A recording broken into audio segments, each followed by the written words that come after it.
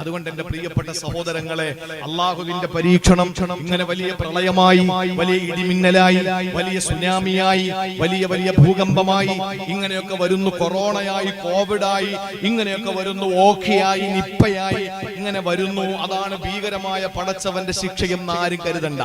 അള്ളാഹുവിന്റെ ശിക്ഷ വരാൻ ചെറിയ ചെറിയ ചില കാര്യങ്ങൾ മതി. ഒന്ന് രണ്ട് ഉദാഹരണങ്ങൾ പറഞ്ഞിട്ട് വിഷയത്തിന്റെ കാതലായ ഭാഗത്തേക്ക് നമുക്ക് മടങ്ങിപ്പോകാം. രണ്ട് മൂന്ന് ചെറിയ വിഷയങ്ങൾ ഞാൻ പറഞ്ഞു മനസ്സിലാക്കാൻ വേണ്ടി, നമ്മുടെ മനസ്സിലൊന്ന് ഉറയ്ക്കാൻ വേണ്ടിയിട്ട് ചില ഉദാഹരണങ്ങൾ പറയാം. അള്ളാഹുവിന് വലിയ ശിക്ഷയൊന്നും വേണ്ട. പടച്ചതമ്പുരാൻ ശിക്ഷിച്ചു ആരെ? കഅബാലയത്തെ തകർക്കാൻ വേണ്ടി വന്ന അബറഹത്തിന്റെ ആനപ്പടയെ അള്ളാഹു നശിപ്പിച്ചത് എങ്ങനെയാണ്? അബറഹത്ത് ആനപ്പടയുമായി കഅബാലയത്തെ തകർക്കാൻ വേണ്ടി വന്നു. സുബ്ഹാനല്ലാഹ്.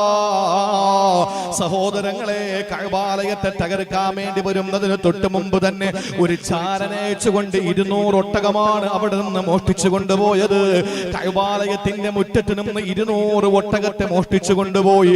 പാമ്പാടിക്കാരായ സഹോദരങ്ങളോട് ഒരു ഒട്ടകം എന്ന് പറയുന്നത് ആ കാലഘട്ടത്തിൽ ഒരു അറബിക്ക് ഒരു ഒട്ടകമുണ്ടെന്ന് പറഞ്ഞാൽ ഇന്ന് നമ്മുടെ നാട്ടിൽ ഒരാൾക്ക് BMW, മെഴ്സിഡൻസ് ബെൻസോ, ഓഡി കാറോ, അതിനേക്കാളപ്പുറത്ത് ഏതെങ്കിലും ഫോർച്യൂണറോ അല്ലെങ്കിൽ മറ്റേതെങ്കിലും വില കൂടിയ കോടിക്കണക്കിന് രൂപ വില വരുന്ന ഏതെങ്കിലും ഒരു വാഹനം ഉള്ള ഒരാളുടെ പവറാണ് അന്ന് ഏതെങ്കിലും ഒരു അറബിക്ക് ഒരു ഒട്ടകമുണ്ടെങ്കിൽ. അതിൽ താഴ്ന്ന ചില ആളുകൾക്കാണ് കുതിര ഉണ്ടാവുക, അതിലും താഴ്ന്ന ആളുകൾക്കാണ് കഴുതകൾ ഉണ്ടാവുക. സഹോദരങ്ങളെ, 200 ഒട്ടകം പിടിച്ചു കൊണ്ടുപോയി എന്ന് പറഞ്ഞാൽ ഇവിടെ നിന്ന് ഏതോ ഒരു മുതലാളിയുടെ എസ്റ്റേറ്റിൽ നിന്നവന്റെ കാർപോർച്ചിൽ നിന്നവന്റെ ഉദ്യോഗ സ്ഥലത്ത് നിന്ന് 200 വില കൂടിയ വാഹനങ്ങൾ പിടിച്ചു കൊണ്ടുപോയി എന്ന് അർത്ഥം വരൂലേ? ചിന്തിച്ചു നോക്ക്. അബ്ദുൽ മുത്തലിബിന്റെ 200 ഒട്ടകം പിടിച്ചു കൊണ്ടുപോയി. അവസാനം അവിടെ നിന്ന് പിടിച്ചു കൊണ്ടുപോയപ്പോൾ അബ്രഹത്ത് അതൊട്ടടുത്തുണ്ടെന്നറിഞ്ഞു.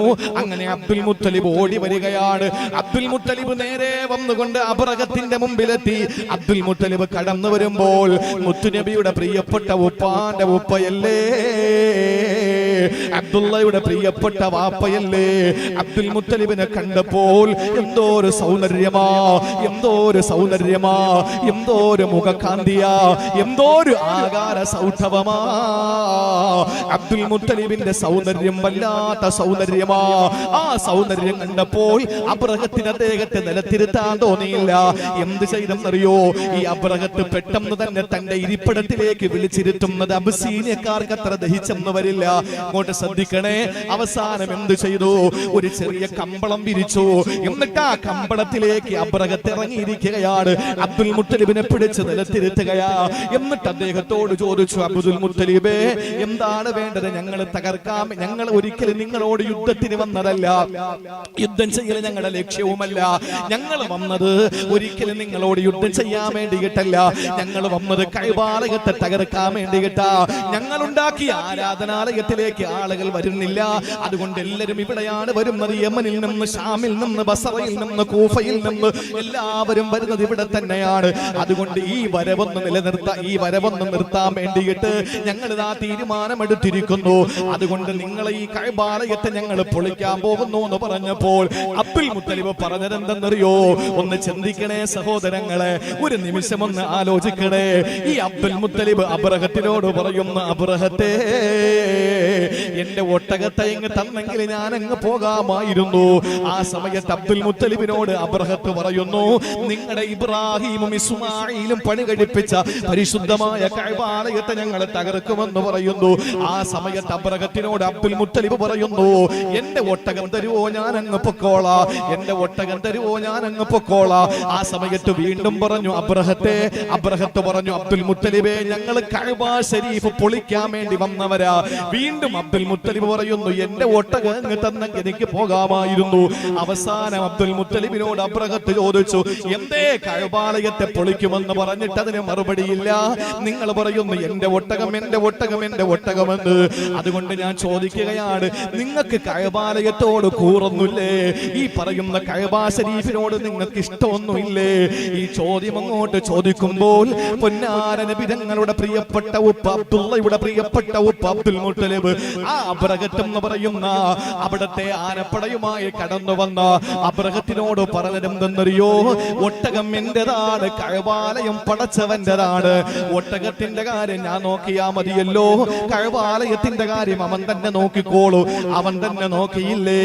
അല്ല ചോദിക്കുന്നു, അലം തറ കൈഫ ഫഅല റബ്ബുക ബിഅസ്ഹാബിൽ ഫീൽ അലം യജ്അൽ കൈദഹും ഫീ തദ്ലീൽ വഅർസല അലൈഹിം طيرا أبابيل ترميهم بحجارة من سجيل فجعلهم كعصف مأكول. അബ്രഹത്തിന്റെ ആനപ്പടയെ അല്ലാഹു നശിപ്പിച്ചത് എങ്ങനെയാണ്? ചെറിയ ചെറിയ കിളികളെ കൊണ്ട്, കുരുവിക്കൂട്ടങ്ങളെ കൊണ്ട് അല്ലാഹു തആല നശിപ്പിച്ചു കളഞ്ഞു. എങ്ങനെയായി അവരെന്നറിയോ? കഅസ്ഫിൻ മഅകൂൽ, ചതച്ചരയ്ക്കപ്പെട്ട വക്കോൽ കൂട്ടങ്ങളെ പോലെ ആ അബ്രഹത്തും ആനപ്പടയും കൂട്ടവും നശിച്ച് നാമാവശേഷമായി മാറി. അതിന്റെ കാരണം എന്തെന്നറിയോ? പടച്ചതമ്പുരാന് കരയിലെ ഏറ്റവും വലിയ ജീവി ഏതാണ്? കരയിലെ ഏറ്റവും വലിയ ജീവി ഏതാണ്? അതങ്ങ് ആഫ്രിക്കയിലുള്ള ആളും പറയും, അങ്ങ് മൊറോക്കയിലുള്ള ആളും പറയും, അങ്ങ് എത്യോപ്യയിലെ ആളും പറയും, ഇങ്ങ് ഇന്ത്യ രാജ്യത്തെ ആളും പറയൂ. എവിടെയുമുള്ള മനുഷ്യർ പറയും ആകാശത്തിന്റെ ചുവട്ടില്, ഭൂമിയുടെ മുകളിൽ ഏറ്റവും വലിയ ജീവി ഏതാ? ദിനോസറിന്റെ കാലം കഴിഞ്ഞു പോയി. ഏറ്റവും വലിയ ജീവി എന്ന് പറയുന്നത് ആനയാണ്. ആ ഏറ്റവും വലിയ ജീവിയായ ആനപ്പടയെ മുൻനിർത്തിയിട്ട് കടന്നു വന്ന അബ്രഹത്തിനെ അല്ലാഹു നശിപ്പിക്കാൻ പടച്ച തമ്പുരാൻ മറ്റൊരാന ഇറക്കിയില്ല. അല്ലാഹു നശിപ്പിച്ചത് അല്ലാഹുവിന്റെ ഖുർആൻ പറഞ്ഞതുപോലെ ചെറിയ അബാബീൽ പക്ഷികളെ കൊണ്ടാണ്.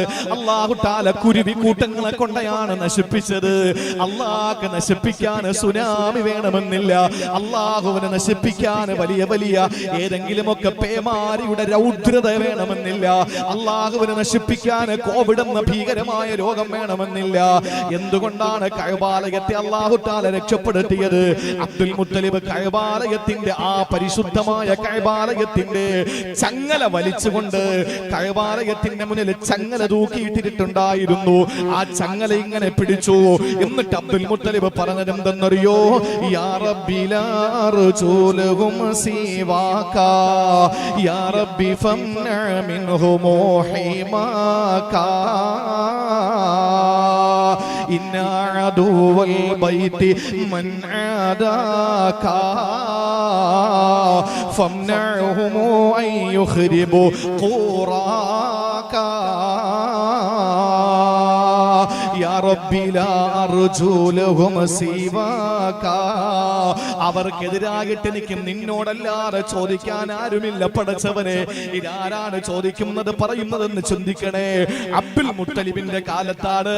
അന്ന് ഹബീബായ നബി തങ്ങൾ ഒരിക്കലും ഉദയം ചെയ്തിരുന്നില്ല. ആ കാലഘട്ടത്തിൽ അല്ലാഹുവിനോട് അബ്ദുൽ മുത്തലിബ് പറയുന്നു, എനിക്ക് നിന്നോടേ ചോദിക്കാനുള്ളൂ. കാരണം യാ റബ്ബി ഫംന മിൻഹും ഹിമാക, അവരിൽ നിന്ന് നിന്റെ പരിശുദ്ധ കഅബാലയത്തെ സംരക്ഷിക്കേണ്ടത് നീ തന്നെയാണ്. ഇന്നാ അദുവൽ ബൈതി മൻ ആദാക ഫംനഉഹും ഇൻ ഐ യുഖ്രിബു ഖുറാക. നിന്റെ പരിശുദ്ധമായ ഈ നാടിനെ നശിപ്പിക്കാൻ ഇതാ അബ്രഹത്ത് ആനപ്പടയെടുത്തുകൊണ്ട് വന്നിരിക്കുകയാ. ആനപ്പടയെ നശിപ്പിക്കണേ പടച്ചവനെ എന്നൊരൊറ്റ ദുആ അബ്ദുൽ മുത്തലിബ് അവിടെ നിന്ന് കഅബാലയത്തിന്റെ ചങ്ങല കൂട്ടങ്ങളിൽ പിടിച്ചുകൊണ്ടെന്ന് ദുആ ചെയ്തപ്പോൾ അല്ലാഹ് പറഞ്ഞു, അതിനെ അങ്ങ് നശിപ്പിച്ചു കളഞ്ഞു. സഹോദരങ്ങളെ, പടച്ചവന് ചെറിയ ചെറിയ പൈനാക്കിളികൾ മതി, ചെറിയ ചെറിയ കുരുവിക്കൂട്ടങ്ങൾ മതി, ചെറിയ ചെറിയ പക്ഷികൾ മതി. ഇതിലും മുഫസ്സിരീങ്ങൾ പറയുന്നത് ഇത് വലിയ വലിയ ചെറിയ ചെറിയ കുരുവിക്കൂട്ടങ്ങളല്ല, ചെറിയ ചെറിയ ചില ഫംഗസുകളായിരുന്നു, ചില വൈറസുകളായിരുന്നു എന്നവരെ പറയുന്നുണ്ട്. കൊതുകായിരുന്നു, ഈച്ചയായിരുന്നു വന്നതെന്നൊക്കെ പറയുന്നുണ്ട്. പോട്ടെ, ഏതായിരുന്നാലും അള്ളാന്റെ പരിശുദ്ധമായ ഖുർആനിലൂടെ അല്ലാഹ് പറഞ്ഞു, ആനപ്പടയെ നശിപ്പിച്ചത് അല്ലാഹുവിനെ ചെറിയ സൈന്യത്തെ അയച്ചുകൊണ്ടാ. ഇനി ഒരൊറ്റ സംഭവം കൂടി ഞാൻ നിങ്ങളെ ശ്രദ്ധയിൽപ്പെടുത്തുകയാണ്. മഹാനായ ആസിം റളിയല്ലാഹു തആല അൻഹു മദീനയിൽ വന്ന് കുറെ ആളുകൾ വന്നിട്ട് പറഞ്ഞു, നബിയേ, ഞങ്ങൾ ഇസ്ലാമിലേക്ക് കടന്നു വന്നവരാ, അതുകൊണ്ട് ഞങ്ങളെ ഒന്ന് ഇസ്ലാം പഠിപ്പിക്കാനും ഖുർആൻ പഠിപ്പിക്കാനും നിങ്ങൾ ആരെങ്കിലും ഒന്ന് പറഞ്ഞു വിടണേ നബിയേ. നബി സല്ലല്ലാഹു അലൈഹി വസല്ലമയുടെ മുന്നിൽ വന്നിട്ട് പറയാണ്, ഞങ്ങൾ ഇസ്ലാമിലേക്ക് കടന്നു വന്നവരാണ്, ഈ അടുത്ത സമയത്ത് ഞങ്ങൾ ഇസ്ലാം പുൽകിയവരാണ്, അതുകൊണ്ട് ഞങ്ങൾക്ക് പഠിക്കാൻ താല്പര്യമുണ്ട്. ഖുർആൻ അറിയുന്ന, തിരുവചനങ്ങൾ അറിയുന്ന ആരെയെങ്കിലും നിങ്ങളൊന്ന് വിട്ടുതരണം. അല്ലാഹുവിന്റെ ഹബീബ് 10 പേരെ വിട്ടുകൊടുത്തു. 10-ാമൻ ഖുബൈബ് ബിൻ അദി റളിയല്ലാഹു അൻഹു, 9-ാമൻ മഹാനായ ആസിം റളിയല്ലാഹു അൻഹു. 10 പേരെ വിട്ടുകൊടുത്തു. പോയി പഠിച്ചിട്ട് വരാൻ പറഞ്ഞു, പഠിപ്പിച്ചിട്ട് വരാൻ പറഞ്ഞു. മദീനത്തിൽ നബി സല്ലല്ലാഹു അലൈഹി വസല്ലം തങ്ങൾ ഇരിക്കുന്നു. 10 പേരെയും കൊണ്ടുവന്ന് തൻഈം എന്ന് പറയുന്ന ഹറമിന്റെ ബൗണ്ടറിക്ക് വെളിയിൽ, പരിശുദ്ധ കഅബ, പരിശുദ്ധ മസ്ജിദുൽ ഹറമിൽ നിന്ന് 5 കിലോമീറ്റർ ഇപ്പുറത്തുള്ള മസ്ജിദ് ആയിഷ എന്ന് പറയുന്ന, ആയിഷ പള്ളി എന്ന് പറയുന്ന പള്ളി നിലനിൽക്കുന്ന തൻഈം എന്ന് പറയുന്ന സ്ഥലത്തെത്തിയപ്പോൾ അതിന് മുമ്പ് വെച്ച് തന്നെ പല സ്ഥലങ്ങളിലും വെച്ച് പലരുമായിട്ട് ഇവർ യുദ്ധം ചെയ്തു. കാരണം ഇവർ പൊതുവിശ്വാസികളായിരുന്നില്ല, ഇവർ മനഃപൂർവ്വം വന്നിട്ട് മുസ്ലിമീങ്ങളെ ഇങ്ങനെ പറ്റിച്ച് കൊന്നുകളയാൻ വേണ്ടിയിട്ട് വന്നവരാണ്. അങ്ങനെ ഖുബൈബ് റളിയല്ലാഹുവിന്റെ കഥ പോട്ടെ, അതവിടെ നിൽക്കട്ടെ, നമ്മൾ ഒരുപാട് കേട്ടവരെ. ആസിം റളിയല്ലാഹു അൻഹുവിനെ ഇവര് ആക്രമിക്കാൻ ഒരുങ്ങി. ഒരുപാട് പിടിച്ചു നിന്നു ആസിം റളിയല്ലാഹു അൻഹു. അവസാനം ആസിം റളിയല്ലാഹു തആല അൻഹുവിനെ നിഷ്ഠൂരമായി കൊന്നു.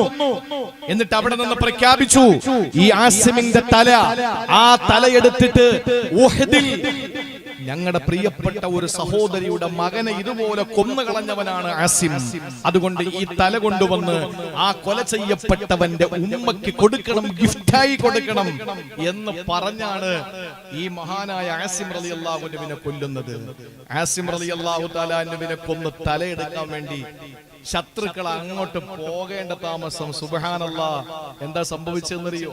അള്ളാഹുവിന്റെ പട്ടാളം അവിടെയും വന്നു. കഅബ പൊളിക്കാൻ വേണ്ടി വന്നവനെ ആട്ടി ഓടിക്കാൻ വേണ്ടി വന്നത് ചെറിയ കുരുവി കൂട്ടങ്ങളാണെങ്കിൽ അതിനേക്കാൾ ചെറിയ പട്ടാളത്തെ അള്ളാഹു ഇറക്കി അവിടെ. ഏത് പട്ടാളം? ആസിം റളിയല്ലാഹു അൻഹുവിനെ 4 ഭാഗത്തും വളഞ്ഞു പട്ടാളം, അള്ളാഹുവിന്റെ പട്ടാളം. അള്ളാഹുവിന്റെ പട്ടാളം ഏതാണ്? ആ പട്ടാളം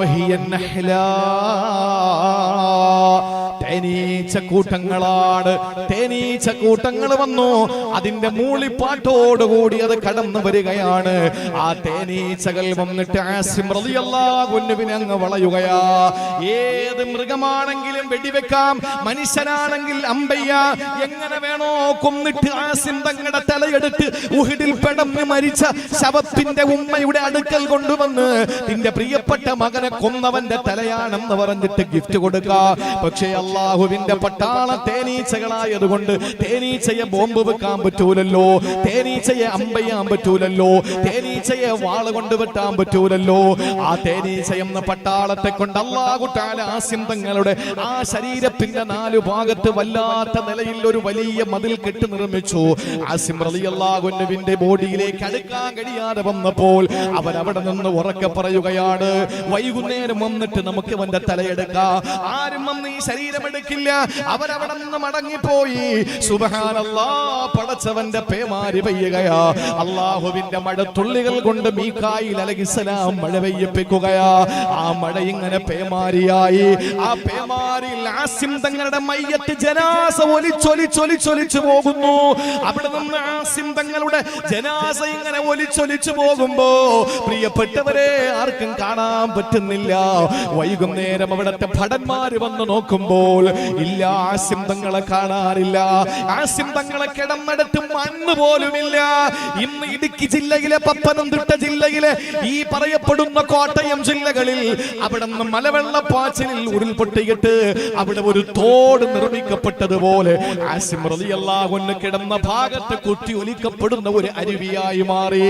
ആ മഴകൾ വന്ന്, ആ മഴ വന്ന് മഴയുടെ മഴവെള്ളത്തിന്റെ പേരിൽ മഴവെള്ളം ഇങ്ങനെ പാഞ്ഞു വന്നപ്പോൾ ആ മഴവെള്ളത്തിൽ ഇങ്ങനെ ആസിം തങ്ങളുടെ ജനാസ ഒലിച്ചു പോവുകയാണ്. സഹോദരങ്ങളെ, വിവരം മദീനയിൽ മഹാനായ സയ്യിദുനാ ഉമറുൽ ഫാറൂഖ് തങ്ങൾ അറിഞ്ഞു. ഉമർ ഫാറൂഖ് റളിയല്ലാഹു അൻഹു അറിയുമ്പോ ഉമർ തങ്ങൾ അവിടെ നിന്ന് പ്രഖ്യാപിച്ചത് എന്തെന്നറിയോ? ആസിമിന് അങ്ങനെ സംഭവിച്ചിട്ടുണ്ടെങ്കിൽ അതിൽ ഞാൻ അഭിമാനം കൊള്ളുന്നു. കാരണം എന്തെന്നറിയോ? കാന ആസിമു നദറ അല്ലാ യമസഹു മുശ്രികൻ അബദാ. അവിടെ നിന്ന് ആസിം തങ്ങൾ എപ്പോഴും ദുആ ചെയ്യുമായിരുന്നു, റബ്ബേ എന്റെ ശരീരത്തിൽ ഒരു മുശ്രിക് തൊടല്ലേ അല്ലാ, ഒരു ബഹുദൈവ വിശ്വാസി എന്റെ ശരീരത്ത് തൊടല്ലേ അല്ലാ, എനിക്കൊരു മുശ്രിക്കിനെ കാണേണ്ട അവസ്ഥ വരുത്തല്ലേ അല്ലാ, എന്റെ ശരീരത്തിൽ ഒരു മുശ്രിക്ക് തൊടല്ലേ പടച്ചവനെ എന്ന് ദുആ ചെയ്തു. ഉമർ റളിയല്ലാഹു അൻഹു രോമാഞ്ചത്തോടെ വികാരത്തോടുകൂടി അവിടെ നിന്ന് പ്രഖ്യാപിക്കുകയാ, ഫമനഅഹുല്ലാഹു ബഅദ വഫാത്തി ആസിമി. ആസിമിന്റെ വഫാത്തിന് ശേഷവും അല്ലാഹു ആ പ്രതിജ്ഞ, ആ ദുആ അല്ലാഹു സ്വീകരിച്ചു കൊടുത്തു. ഹയാത്തിൽ അദ്ദേഹത്തെ ഒരു മുശ്രിക്ക് തൊട്ടിട്ടില്ല, അദ്ദേഹം ഒരു മുശ്രിക്കിനെയും സ്പർശിച്ചിട്ടില്ല. അങ്ങനെ തന്നെ അല്ലാഹു അദ്ദേഹത്തെ മരിക്കുന്ന സന്ദർഭത്തിൽ ഒരു മുശ്രിക്കും തൊടാത്ത അവസ്ഥയിൽ അല്ലാഹു തആല എവിടെയോ കൊണ്ടുപോയി ആസിം തങ്ങളെ. ആസിം തങ്ങളുടെ മയ്യത്ത് ആർക്കും അറിയില്ല എവിടെയാണെന്ന്. അതിങ്ങനെ മലവെള്ളപ്പാച്ചിൽ ഇങ്ങനെ പോയി. അല്ലാഹുവിന് വലിയ വലിയ സിംഹത്തെ ഇറക്കേണ്ടതുണ്ടോ? അല്ലാഹുവിന് കടുവക്കൂട്ടങ്ങൾ ഇറക്കേണ്ടതുണ്ടോ? അല്ലാഹുവിന് ആനക്കൂട്ടങ്ങൾ ഇറക്കേണ്ടതുണ്ടോ? അല്ലാഹുവിന് ചെമ്പുലികൾ ഇറക്കേണ്ടതുണ്ടോ? അല്ലാഹുവിന് ഏതെങ്കിലും ഭീകരമായ ഹിംസ്ര ജന്തുക്കളെ ഇറക്കിയിട്ട് നശിപ്പിക്കേണ്ടതുണ്ടോ? ഇല്ല. ഇവിടെ തേനീച്ചകളെ കൊണ്ട് അല്ലാഹു തആല ശത്രുക്കളെ പരാജയപ്പെടുത്തി. തൊട്ടു മുമ്പ് അബാബീൽ എന്ന കുരുവി കൂട്ടങ്ങളെ കൊണ്ട് അല്ലാഹു ശത്രുക്കളെ പരാജയപ്പെടുത്തി. അതുകൊണ്ട് അല്ലാഹുവിന്റെ ശിക്ഷ വരുമെന്ന് പറയുമ്പോൾ അഫഅമിന അഹ്ലുൽ ഖുറാ അൻ യഅതിയഹും ബഅസുനാ ബയാതൻ വഹും നായിമൂൻ അവ അമിന അഹ്ലുൽ ഖുറാ അൻ യഅതിയഹും ബഅസുനാ ളുഹൻ വഹും യൽഅബൂൻ. അതാ നമ്മൾ പറഞ്ഞു വന്നത്. പകലും രാത്രിയിലും നമ്മൾ കളിക്കുകയും കിടക്കുകയും ചെയ്യുമ്പോൾ നമ്മുടെ ജീവിതത്തിൽ അല്ലാഹുവിന്റെ പരീക്ഷണങ്ങൾ വരില്ല എന്ന നിർഭയത്വത്തോടു കൂടി ജീവിക്കാൻ നമുക്ക് കഴിയില്ല. കാരണം അല്ലാഹുവിന്റെ പരീക്ഷണം വരും. അതിന് വലിയ എന്തെങ്കിലും ഭീകരമായ പരീക്ഷണം തന്നെ ആകണമെന്നൊന്നുമില്ല.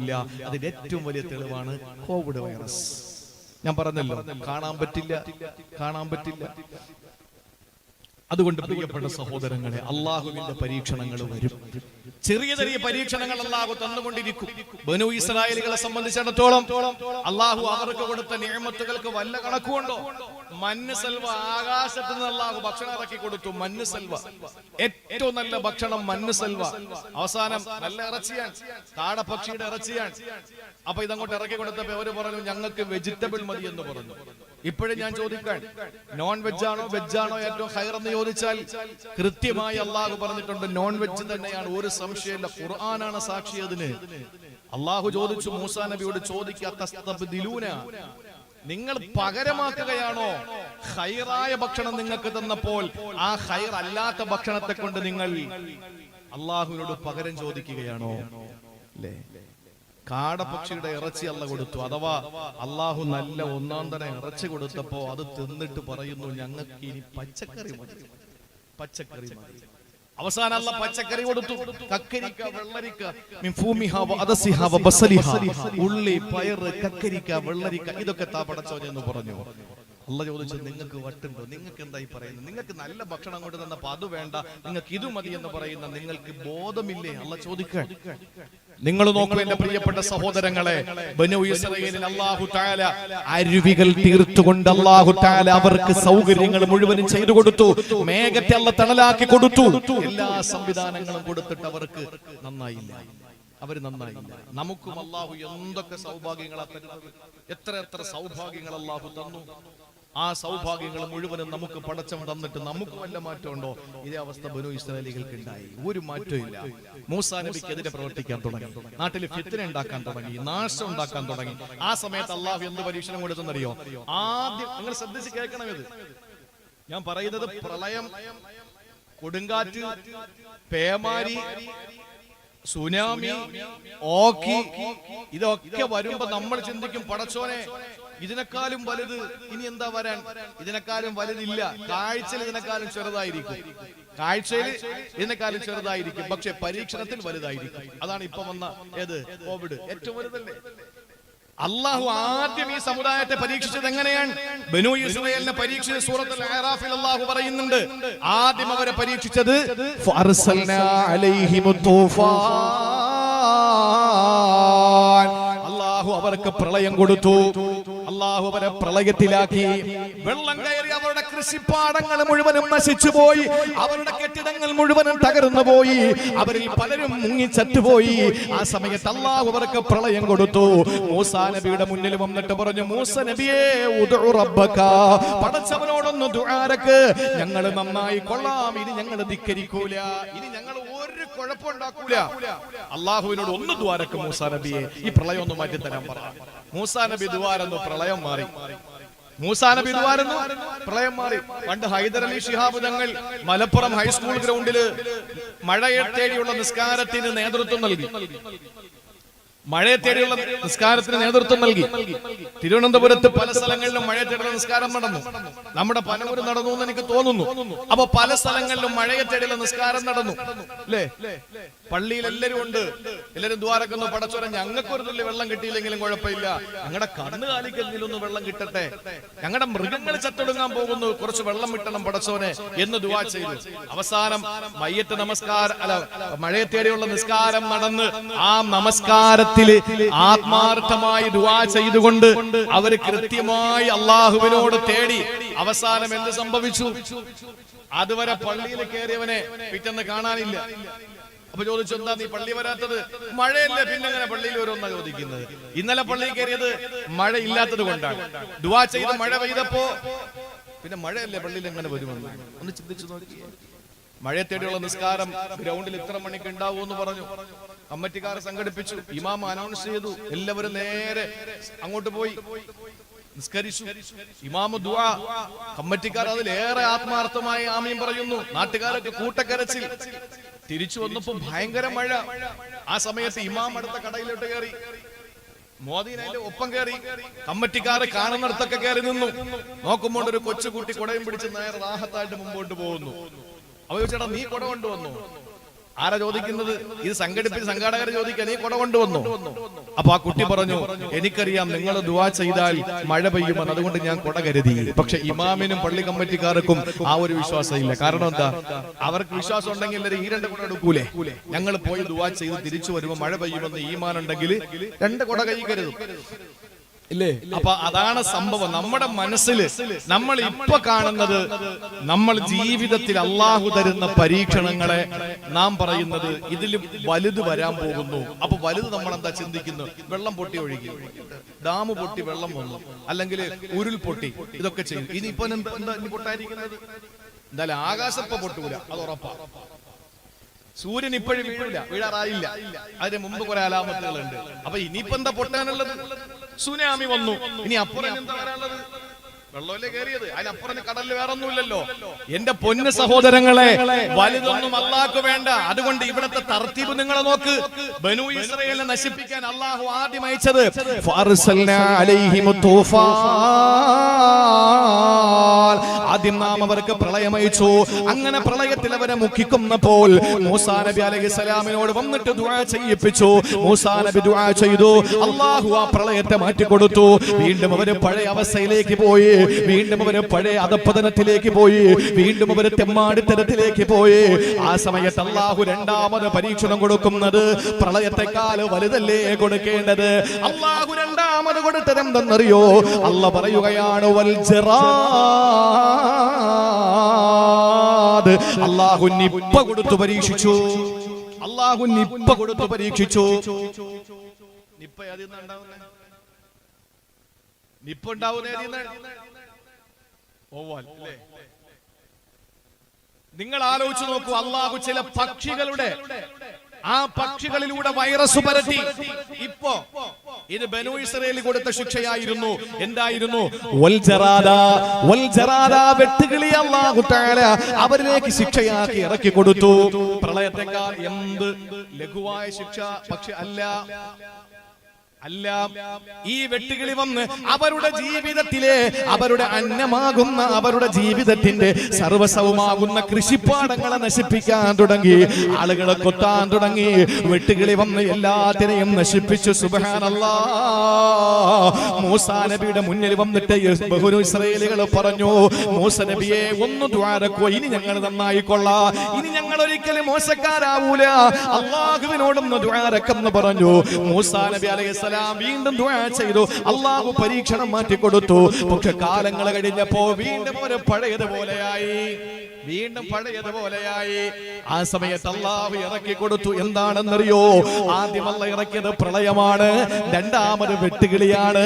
നമ്മുടെ കണ്ണിൽ ആദ്യത്തേത് വലുതും രണ്ടാമത്തേത് ചെറുതുമാണ്. അല്ല, അല്ലാഹു ആദ്യം ചെറുതേ കൊടുക്കും. വലനുദീഖന്നഹും മിനൽ അദാബിൽ അദ്നാ ദൂനൽ അദാബിൽ അക്ബർ.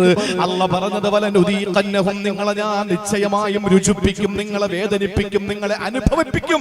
എന്താണ് ദൂനൽ അദാബിൽ അക്ബർ? വലിയ ശിക്ഷകൾ വരുന്നതിന് മുമ്പ് വലനുദീഖന്നഹും മിനൽ അദാബിൽ അദ്നാ, ചെറിയ ചെറിയ ശിക്ഷകൾ കൊണ്ട് നിങ്ങളെ ഞാൻ ശിക്ഷിപ്പിക്കും. ദൂനൽ അദാബിൽ അക്ബർ, വലിയ ശിക്ഷ നിങ്ങൾക്ക് വരുന്നതിന് മുമ്പ്. അപ്പൊ ആദ്യം വരുന്നത് ചെറിയ ശിക്ഷയാണെന്ന് അല്ലാഹുവാണ് പറഞ്ഞത്, നമ്മളല്ല. അതുകൊണ്ട് പ്രളയം ചെറുതാണ്. പിന്നെ അല്ലാഹു കൊടുത്തത് ജറാദ് എന്ന വെട്ടുകിളിയാണ്. ഇനി മൂന്നാമതല്ല കൊടുത്തത് എന്തെന്നറിയോ? അല്ലാഹു തന്നെ പറയുകയാണ്, വൽ ഖുമ്മല. അല്ലാഹു ചെല്ലുകളെ ഇറക്കി വിട്ടു. ചെല്ലുകൾ എന്ന് പറഞ്ഞാൽ കൃഷിപ്പാടങ്ങളിലെ കൃഷിയിടങ്ങളിലെ ചെതലുകളായി, ചെറിയ ചെറിയ ചെല്ലുകളായി. എന്നാ മനുഷ്യന്റെ ശരീരത്തിൽ അത് പേനായി. തലയിലൂടെ ഓടുന്ന പേനുണ്ടല്ലോ, ചെറിയ പേൻ. അല്ലാഹു ഇങ്ങനെ ശിക്ഷിക്കുന്നത്. ചെറിയ പേനുണ്ടല്ലോ, ആ ചെറിയ പേൻ അല്ലാഹു മനുഷ്യന്റെ, അവർക്ക് വെള്ളം കുടിക്കാൻ കഴിയുന്നില്ല. ഒരു ഗ്ലാസ് വെള്ളം എടുത്താൽ അതിൽ നിറച്ച് പേനാണ്,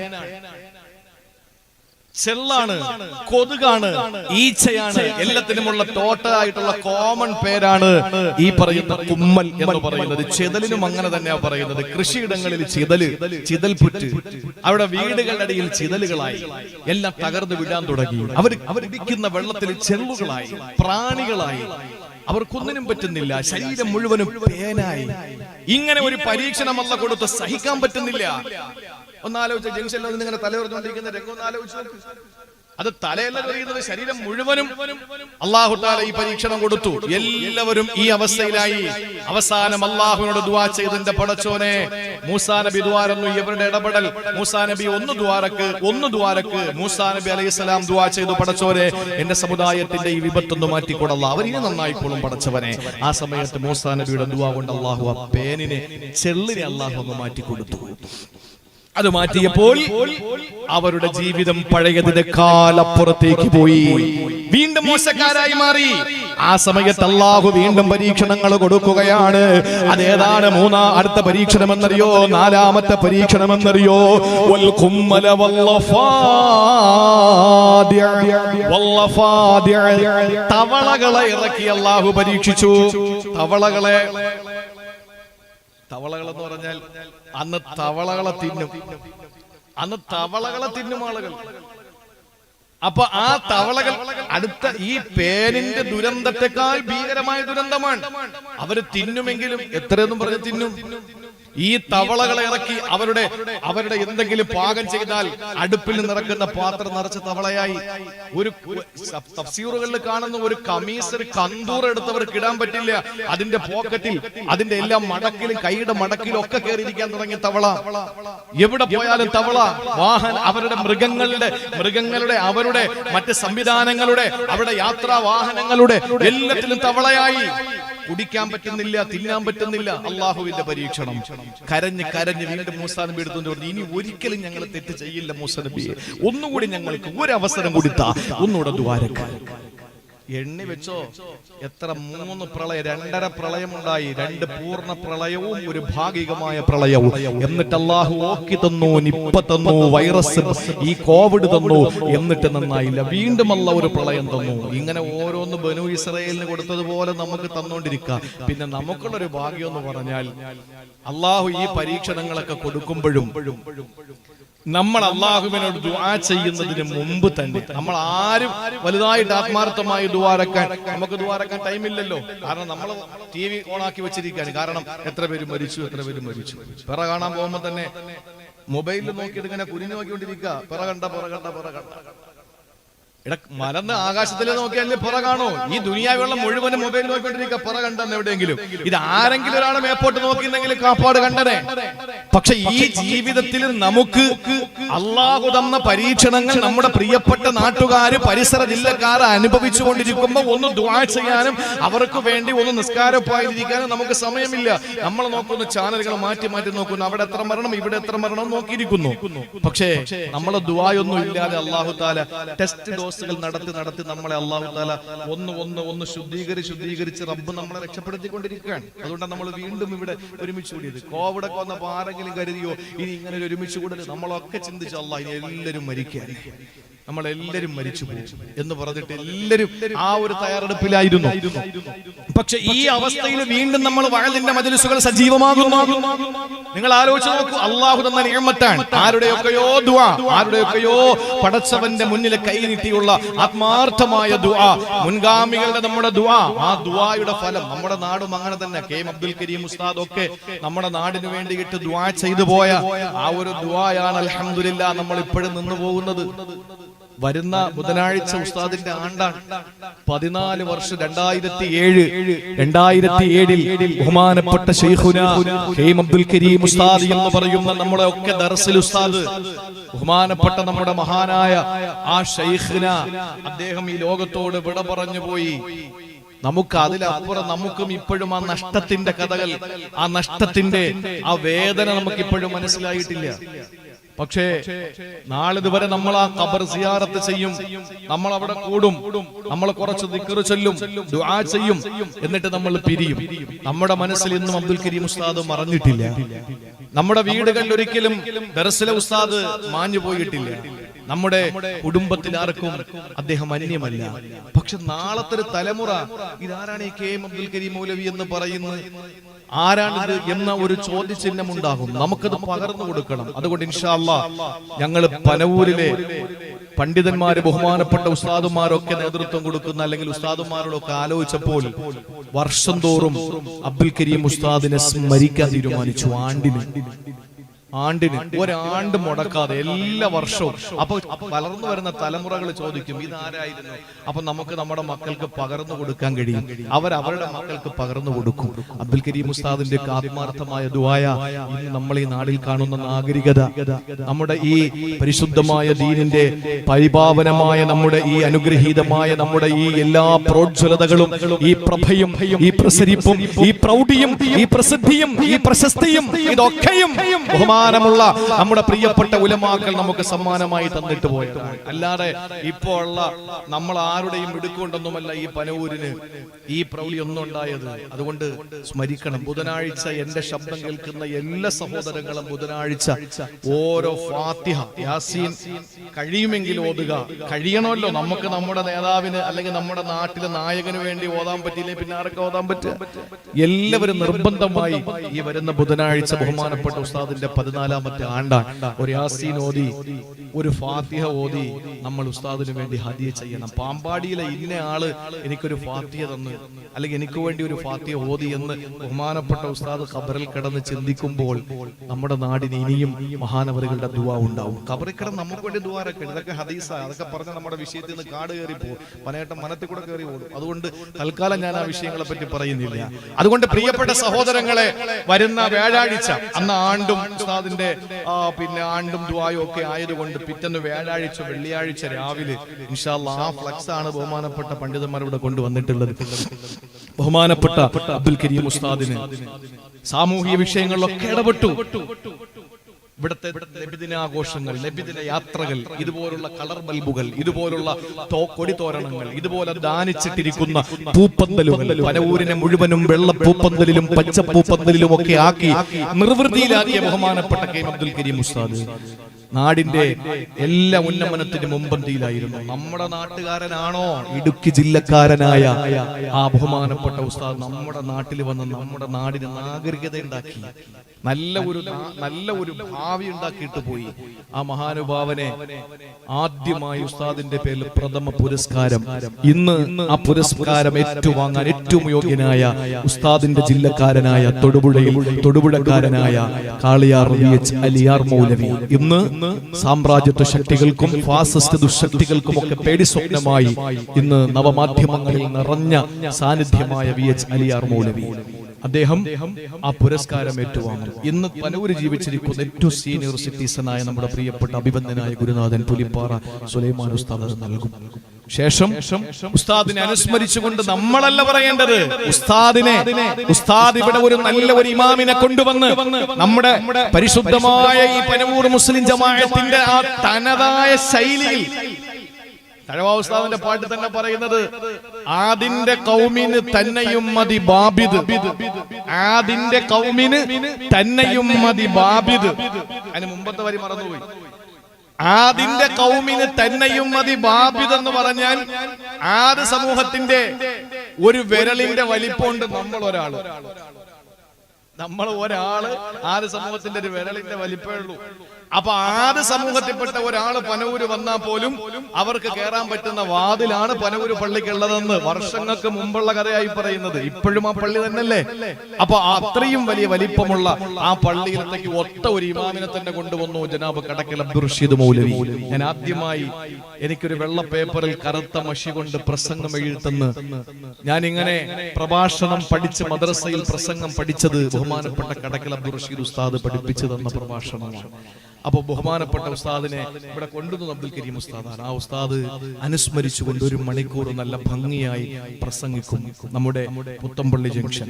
ആ പുത്തമ്പള്ളി ജംഗ്ഷനിൽ ഇൻഷാ അല്ലാഹ് വരുന്ന വ്യാഴാഴ്ച എല്ലാവരും കൃത്യമായി അസർ നമസ്കാരത്തിന് ബഹുമാനപ്പെട്ട ഉസ്താദിന്റെ ഖബർ കൂട്ട സിയാറത്തോടു കൂടി ആരംഭിച്ച് ഇഷ അല്ലെങ്കിൽ ഒരു 9 മണി വരെ നീണ്ടു നിൽക്കുന്ന പരിപാടിയിൽ പാമ്പാടിയിലെ മുഴുവൻ സഹോദരങ്ങളെയും ഞാൻ എൻ്റെ ഒരു സംഘാടകൻ എന്നുള്ള നിലയ്ക്ക് നിങ്ങളെ ക്ഷണിക്കാണ്.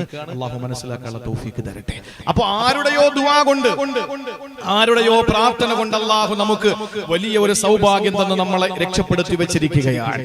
സഹോദരങ്ങളെ, അള്ളാഹു ബനൂ ഇസ്രായേലികൾക്ക് ശിക്ഷ കൊടുത്തു. അത് തവളകളായിരുന്നു. ആ തവളകൾ അള്ളാഹു ശിക്ഷയായി ഇറക്കിയപ്പോൾ മൂസാ നബിയുടെ മുമ്പിൽ വന്നിട്ട് പറഞ്ഞു, മൂസ നബിയേ ദുആ ചെയ്യണേ, മൂസ നബിയേ ദുആ ഇറക്കണേ, ഇനി ഞങ്ങൾ തെറ്റ് ചെയ്യില്ല. അവസാനം അല്ലാഹു ഒരവസരം അവർക്കല്ല കൊടുത്ത ശിക്ഷ എന്തെന്നറിയോ? അള്ളാഹു ഒടുക്കത്തെ ശിക്ഷ അങ്ങോട്ട് കൊടുത്തു.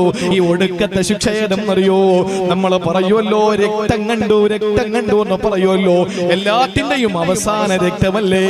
രക്തം കണ്ടു എന്ന് പറയുന്ന അവസ്ഥയിൽ അള്ളാഹു ആ പരീക്ഷണത്തെ അങ്ങനെ തന്നെ കൊടുത്തു.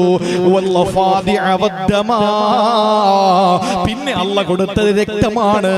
ശരീരത്തിൽ നിന്ന് രക്തം ഇങ്ങനെ ഒലിച്ചിറങ്ങാൻ തുടങ്ങി. മാത്രമല്ല, കുടിക്കാൻ ഒരു ഗ്ലാസ് വെള്ളമെടുത്താൽ അതിൽ രക്തമായി. വസ്ത്രം ധരിക്കാൻ പറ്റുന്നില്ല, മുഴുവനും ബ്ലഡാണ്. ആളുകൾക്ക് ഇങ്ങനെ ബ്ലീഡിങ്ങിന് പുറത്ത് ആളുകളുടെ ശരീരത്തിൽ മാത്രമല്ല, അവർ കുടിക്കാൻ വേണ്ടി ഒരു ഗ്ലാസ് വെള്ളമെടുക്കുന്നു. പക്ഷെ ഒന്ന് നിങ്ങൾ അറിയണേ, ഈ ശിക്ഷ ഇത്രയും കൊടുത്തപ്പോൾ ധിക്കാരികൾക്ക് മാത്രമാണല്ല ശിക്ഷ കൊടുത്തത്. മൂസാ നബിയുടെ ജനതയായ മൂസാ നബിയെ കൊണ്ട് വിശ്വസിക്കുന്ന സമൂഹത്തിനുള്ള ശിക്ഷ കൊടുത്തില്ല. അവസാനം കുടിക്കാൻ ഒരു ഗ്ലാസ് വെള്ളമെടുത്തപ്പോൾ മുഴുവനും ബ്ലഡാണ്. അതുകൊണ്ട് എങ്ങനെ കുടിക്കും? അതുകൊണ്ട് കുടിക്കാൻ പറ്റാത്ത അവസ്ഥ വന്നപ്പോൾ അപ്പുറത്ത് മൂസാ നബിയുടെ കൗമിൽപ്പെട്ട ഒരു പെണ്ണിനോട് അവിടത്തെ ശിക്ഷ ഏറ്റുവാങ്ങേണ്ടി വന്ന ഒരു പെണ്ണ് പറഞ്ഞു, എനിക്ക് വല്ലാതെ ദാഹിക്കുകയാണ്, എനിക്ക് വെള്ളം കുടിച്ചേ മതിയാവുകയുള്ളൂ, അതുകൊണ്ട് കുറച്ച് വെള്ളം എനിക്ക് തരുവോ? അവൾ ഒരു ഗ്ലാസ് വെള്ളം എടുത്തപ്പോൾ അത് വെള്ളം തന്നെയാണ്. പക്ഷെ ഈ പെണ്ണിന്റെ കയ്യിലേക്ക് അങ്ങ് കൊടുത്തപ്പോ ആ വെള്ളം അതാ രക്തമായി മാറുകയാണ്. അവസാനം ഇനി എന്താ ചെയ്യുക? തൊണ്ട പൊട്ടിക്കീറുന്നു. വെള്ളം വല്ലാത്ത ദാഹിച്ച് പൈതാകമടക്കാൻ ജലപാനം നടത്താൻ കഴിയാതെ വിഷമിക്കുമ്പോ ഈ പെണ്ണ് പറഞ്ഞു, പെണ്ണേ നീ ഒന്ന് കുടിക്കേ, എന്നിട്ട് നിന്റെ വായിൽ നീ ആ വെള്ളം കൊള്ളു, എന്നിട്ട് ആ വായിൽ കൊണ്ട വെള്ളമുണ്ടല്ലോ എന്റെ ചുണ്ടിലോട്ടും ഒഴിച്ചു തരുമോ? സുബ്ഹാനല്ലാഹ്, മൂസാ നബിയെ കൊണ്ട് വിശ്വസിച്ച സാലിഹത്തായ പെണ്ണ് വാം നിറച്ചു വെള്ളം കൊണ്ടു. എന്നിട്ട് ഒരു ചുംബനം കൊടുക്കും പോലെ ഈ പെണ്ണിനെ ചുണ്ടിലേക്ക് ചേർത്ത് വെച്ചിട്ട് അവളെ ചുണ്ടിലേക്ക് ഇങ്ങനെ പാസ് ചെയ്തു കൊടുത്തു. പക്ഷേ ആ മുസ്ലിമത്തായ മൂസാ നബിയെ കൊണ്ട് വിശ്വസിച്ച സ്ത്രീയുടെ വായിൽ കിടക്കുമ്പോൾ ശുദ്ധവെള്ളം നേരെ അപ്പുറത്തെ പെണ്ണിന്റെ വായിലേക്ക് പാസ് ചെയ്യപ്പെടുമ്പോൾ അത് രക്തമായി മാറുന്നു. അല്ലാഹ് പറയുന്നു, ആയാതിൻ മുഫസ്സലാ, കൃത്യമായി ശിക്ഷകൾ, ദൃഷ്ടാന്തങ്ങൾ അവർക്ക് ഞാൻ കൊടുത്തുകൊണ്ടിരുന്നു. എന്നിട്ടും അവരുടെ അവസ്ഥ എന്തായി? ഫസ്തക്ബറൂ വകാനൂ ഖൗമൻ മുജ്രിമീൻ. അവര് തെമ്മാടികളായി, അഹങ്കാരികളായി അവര് മാറിക്കൊണ്ടേയിരുന്നു എന്ന് അള്ളാന്റെ പരിശുദ്ധ ഖുർആൻ സൂറത്തുൽ അഅറാഫിലൂടെ അള്ളാഹ് പരിചയപ്പെടുത്തുമ്പോൾ എന്നെ കേൾക്കുന്ന എന്റെ പ്രിയപ്പെട്ട സഹോദരങ്ങളെ, എന്റെ സഹോദരിമാരെ, അള്ളാന്റെ പരിശുദ്ധ ഖുർആനെ മുറുകെ പിടിച്ച് ഏത് രാത്രിയും കിടന്നുറങ്ങുമ്പോ എന്റെ റബ്ബിന്റെ ശിക്ഷ വരും. അതെന്റെ വീട്ടിന്റെ മുകളിൽ ആഞ്ഞിലില്ലല്ലോ പടച്ചോനെ, അതല്ലെങ്കിൽ എന്റെ വീട്ടിന്റെ മുകളിൽ ഉരുളൻ കല്ലുകളില്ലല്ലോ പടച്ചോനെ, എന്റെ വീടിന്റെ ഏതെങ്കിലും ഭാഗത്ത് അലറി വിളിക്കുന്ന സാഗരങ്ങളില്ലല്ലോ പടച്ചോനെ, എന്റെ വീട് ഏതെങ്കിലും ഹിംസ്ര ജന്തുക്കൾ വരാൻ സാധ്യതയുള്ള ഒരു പ്രദേശത്തല്ലല്ലോ പടച്ചോനെ. ഇതൊന്നും ചിന്തിക്കണ്ട. ഒരു ചെള്ളുമതി മോനെ, ഒരു തവള മതി മോനെ, ഒരു ചെറിയ പ്രാണി മതി മോനെ, ഒരു തുള്ളി ബ്ലഡ് മതി മോനെ നിന്നെ അല്ലാഹ് പരീക്ഷിക്കാൻ. അതുകൊണ്ട് ഇനിയെങ്കിലും നമ്മൾ അല്ലാഹുവിന്റെ റുബൂബിയത്തിനെ മനസ്സിലാക്കിയിട്ട്, അവന്റെ ഉലൂഹിയത്തിനെ മനസ്സിലാക്കിയിട്ട്, അവന്റെ വഹ്ദാനിയത്തിനെ മനസ്സിലാക്കിയിട്ട്, അവന്റെ ഏകത്വത്തെ അംഗീകരിച്ചുകൊണ്ട്, മുസ്തഫ നബിയുടെ റിസാലത്തിനെയും നുബുവ്വത്തിനെയും അംഗീകരിച്ചുകൊണ്ട്, അവിടുത്തെ വ്യക്തി പ്രഭാവത്തെ അംഗീകരിച്ചുകൊണ്ട്, അവിടുത്തെ അസാധാരണത്വത്തെ അംഗീകരിച്ചുകൊണ്ട്, അവിടുത്തെ അല്ലാഹുവിന്റെ ഹബീബിന്റെ അപദാനങ്ങൾ പാടിയും പറഞ്ഞും നമ്മുടെ ജീവിതത്തെ ഏറ്റവും ധന്യമായ അവസ്ഥയിലേക്ക് കൊണ്ടുപോവുക. അല്ലാഹു നമുക്കതിനുള്ള തൗഫീക്ക് നൽകി അനുഗ്രഹിക്കുമാറാവട്ടെ. ഇതുപോലുള്ള പ്രകൃതി ദുരന്തങ്ങൾ കേൾക്കുമ്പോൾ നമുക്ക് പറയാൻ പറ്റുന്ന ഒരു ചെറിയ ദുആ ഉണ്ട്. അത് ഇന്നത്തെ ദിവസത്തിന്റെ പ്രസംഗത്തിന്റെ സമ്മാനമായി എന്റെ പ്രിയപ്പെട്ട സഹോദരങ്ങളോട് പങ്കുവെക്കുകയാണ്. അല്ലാഹു മുറുകെ പിടിക്കാനുള്ള തൗഫീക്ക് നൽകട്ടെ.